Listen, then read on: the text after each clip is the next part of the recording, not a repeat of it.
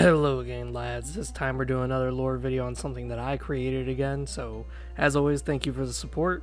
So here we go. Wrrstigi, the Collateral King. Far off in hell, a king rules the constant under-siege city of Jaltuk. This city has been under the attacks of 3 demon legions for the past 4 years, since the crowning of Wrrstigi, the Collateral King. Now you may ask yourself, who is this king? Why is he not doing anything about the siege? Does he even rule this kingdom? Well, the answer would not be surprising to anyone who knew his backstory. So to answer these questions, let us dive into the mind and the insanity that is the Collateral King. A tribe way down south called the Kondala. A typical tribe, not too remarkable from any other tribe. It had a bunch of mad ones with bone-bladed arms, struggling to survive in the desert wasteland. Raiding, pillaging, killing, these were the virtues that while the Kondala upheld, they were not merely unique to them. The unique thing about the Kondala was that they were specific to their tribe was the ritual of adulthood. In the Kondala, it was a burden upon the individual to make a migration to the mystic Pool of Destiny. The Pool of Destiny was a liquid of stars. Upon dipping oneself into the pool, the results would vary from individual to individual. Typically, 2 things would happen. The raider would become tougher and or stronger. Also, their insanity would become much higher. Much higher. What was typical of the banished race was now heightened, and those of the Kondala were the most insane out of them all. So insane that oftentimes it would occur where the tribe would have a mass hallucination and kill each other. You would see mothers killing their daughters, sons killing their fathers, and once the insanity wore off, they went back to work as if nothing ever happened. The entire tribe just kept on moving. They wouldn't even talk about it. They would just say, oh, guess that happened. And then they would just move on. This is how utterly insane they were. This is where Wrrstigi comes in. He was noted in his youth by his elders as a strong lad with a hot temperament and a tad more insane than any other in the tribe. As he came into adolescence, he undertook the Pool of Destiny. A unique occurrence seemed to have happened. Rarely, but this has happened before in the tribe, Wrrstigi emerged not only with skin tougher than iron and bladed arms that were sharper, but he also emerged with the ethereal flame swathing around his head. A great sign that one has mutated to cast magic. Embracing this mutation, Wrrstigi focused his time with the shaman and learned many of the insane magics that his tribe had concocted. Into early adulthood, Wrrstigi was such a force of magic that he mastered the arts of agony magic, the ability to assault his foes with pure hot energies. Becoming an agonist was the greatest achievement his tribe had ever had. Many loved him, and often the kids would rush to Wrrstigi to play with him, and his magical skills would be used to entertain the kids by doing things like swiping away an entire dune of sand or blasting holes into the mountains. Unfortunately, the Pool of Destiny heightened his insanity. The insanity that he was already known for was well above his peers. After his skinny dipping, he gained the ability to now talk to the dead of the tribe, or so he would believe. The shaman of his tribe grew worried at first, but then relented, marking that although Wrrstigi was talking to himself, it was a blessing in disguise, as this gave Wrrstigi peace, to never know the feeling of being alone, to never permanently lose a member of the tribe. Wrrstigi, though, had higher incidences of insanity, especially while he was out conducting raids. Something about summoning his hostile magics in the heat of battle would cause him to forget that he has allies. After so many raids and after so many times, the tribe lost people due to his wild swinging of his magic and his blades. The Kandala finally had to act. Wrrstigi the Collateral must raid by himself. At first, Wrrstigi felt a little spurned by his tribe, and his dead tribesmen voices would ridicule him that he needed to work harder to make up for this mistake. So, that's what he did. And there have been records of lightning-mad warriors sweeping entire caravans off the face of the map by himself. Many of his tribe could tell Wrrstigi found battle as they saw red-hot lightning sparking from the sky and striking the ground. After many battles and many hard-fought raids, Wrrstigi came upon a food caravan that was so abundant, so fruitful, that when he returned to his tribe with the haul of goods, they sang praises. Each of the tribesmen and women hugged and kissed Wrrstigi, praising him as the lightning child of the Kandala. For the food he had brought could be rationed out to last over 40 years. This was a new age for the tribe, and the tribe no longer despised Wrrstigi for his collateral nature, but instead adorned him with praise. The psychotic lightning warrior had finally found happiness and acceptance of his more or less inner self. After a year of this prosperity, Wrrstigi would still go off to conduct further raids. He's not raiding for food, but instead to raid for the sake of battle. As he conducted his raid, he found a large cache of weapons and armor that his tribe could use. A great boon, his long-dead ancestor shouted to his ear. So, Wrrstigi the Collateral carried the heavy load. It took him days to travel with such a heavy cache, a load he happily took and relived those glorious days when he brought food home.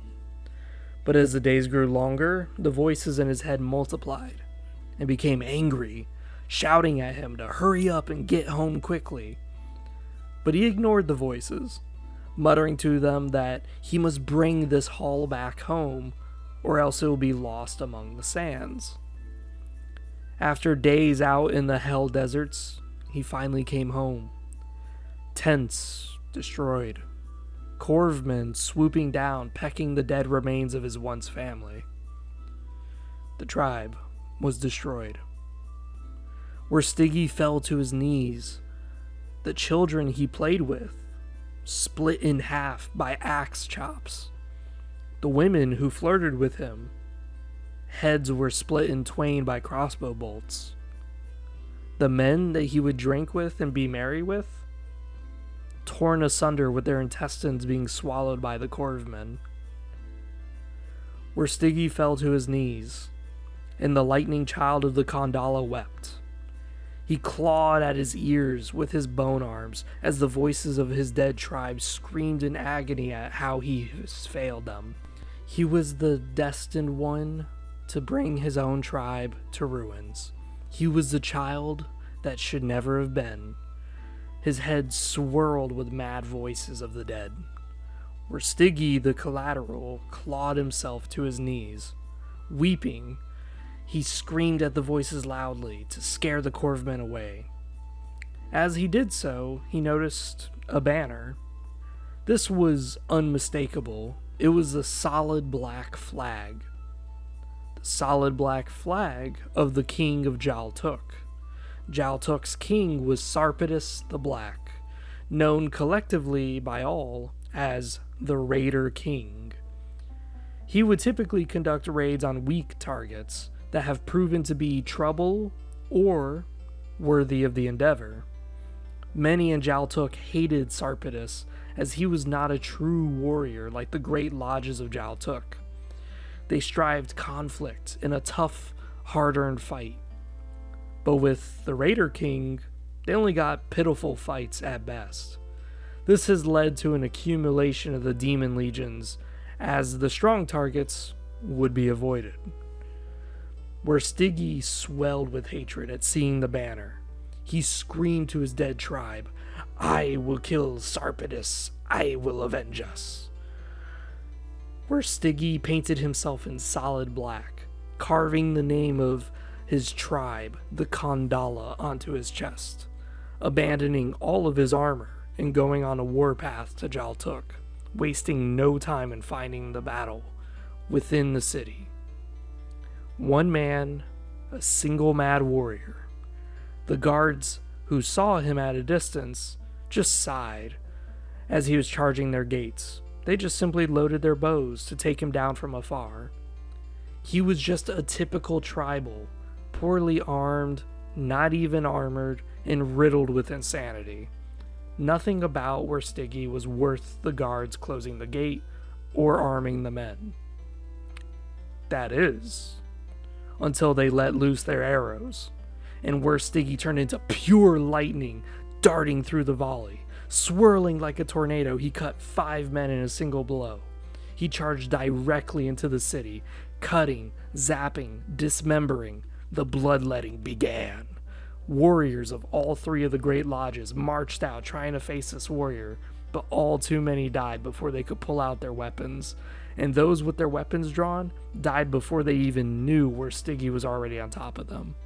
As Wrrstigi made it through the city, he butchered a good half of the people living there. Also, with his insane lightning magics, some of the lightning from the sky struck the walls, blowing up guardhouses and leaving the city practically undefended. Upon fighting to the inner gate, there it hanged, the body of Sarpedis the Black. Wrrstigi stopped fighting. He gazed at the swinging corpse of Sarpedis. Agony had filled his heart.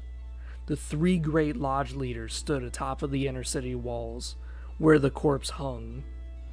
Wrrstigi falls to his knees as the voices resumed in his head. "Failure!" they screamed. They filled his head with agony as he realized he failed in not only avenging his people, but also in killing himself in battle.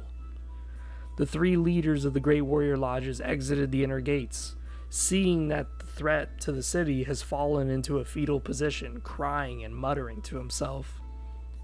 As the 3 surrounded the mad, broken tribal beneath their feet, they planned on how to kill him. As they planned, Wrrstigi realized something. If I cannot avenge my tribe, then I will lead all battles till I die in combat. He rose up in a swirl of red miasma as he sliced all 3 of the men's legs off. Rising up, he quietly took the crown off of Sarpedis and quietly walked to the empty castle, to an empty throne, and sat on it. Wrrstigi did not care to rule the city nor deal with its citizens. All he cared for was battle and dying. As it stands, Wrrstigi has outlawed anyone from leading any offensive attacks against threats to the city of Jaltuk, unless they are one of the great lodges. This has been a great given power to the great lodges, as they were never allowed to own property other than the lodges themselves. But thanks to Wrrstigi's uncaring nature, they have procured documentation to now own city assets. How is Wrrstigi the Collateral King doing now, you may ask? Well, he occasionally is seen sitting on his throne, constantly charging out to lead a charge into the demon legions that siege his city. But when he tires, he stops all offenses and simply walks back to the throne to sleep, often killing his own guards and citizens as he fights. Many have now chosen to just simply not follow Wrrstigi into the fight. Jaltuk, the past 4 years, has nearly collapsed, and thanks to the Collateral King, is looking like it may become nothing more than ruins, with a lone crowned man residing in it who kills all in the pursuit of hopefully dying in combat. That is the story of the mad Collateral King Wrrstigi. Thank you guys for watching, and tell me down below what you guys think. Maybe you guys like this story. Maybe you guys think this is actually really, really cool. You would love to play a video game like this. Who knows? I am designing a world for it, so hey, let me know down below.